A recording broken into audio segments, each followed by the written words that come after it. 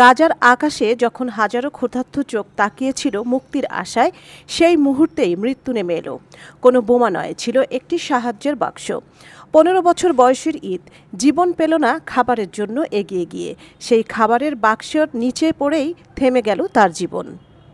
আল জাজিরার প্রতিবেদনে বলা হয়েছে, ঈদের ভাই কাঁদতে কাঁদতে বলছে, অনাহারে কাতর ভাইটা খাবার নিতে গিয়েই মৃত্যুর কোলে ঢলে পড়ল।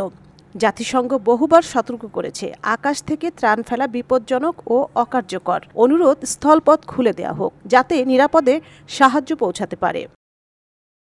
গাজার স্বাস্থ্য মন্ত্রণালয়ের তথ্য, শুধু গত 24 ঘন্টায় ক্ষুধায় মারা গেছে আরও 11 জন। 2023 সালের অক্টোবর থেকে অনাহারে প্রাণহানি 212 জন দাঁড়িয়েছে, যার মধ্যে 98 জনই শিশু। শনিবার গাজায় নিহত অন্তত 47 জন, যাদের 40 জন ত্রাণের অপেক্ষায় ছিলেন। বিশ্ব খাদ্য সংস্থা বলছে, গাজায় দৈনিক অন্তত 100 ট্রাক ত্রাণ প্রয়োজন, কিন্তু অনুমতি মিলছে মাত্র 60 থেকে 70 ট্রাকের। জাতিসংঘের প্যালেস্টাইন শরণার্থী সংস্থা UNRWA গত 5 মাস ধরে কোনো ত্রাণ পাঠাতে পারেনি। অবরোধে আটকে আছে হাজারো টন খাদ্য, ঔষধ ও শিশুদুধ।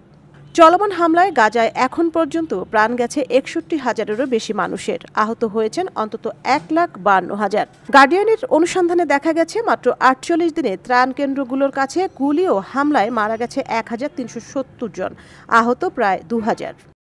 গাজায় ক্ষুধা এখন যুদ্ধের থেকেও ভয়ঙ্কর হয়ে উঠেছে, যেখানে সাহায্যের জন্য এগিয়ে যাওয়া মানেই মৃত্যুর মুখে ঢলে পড়া। প্রশ্ন রয়ে যায়, মানবতা কি কেবল কাগজে কলমেই থাকবে, নাকি আমরা একদিন সত্যি এই কান্নার জবাব দেব? সঞ্জিদা জুথি, সারা বাংলা।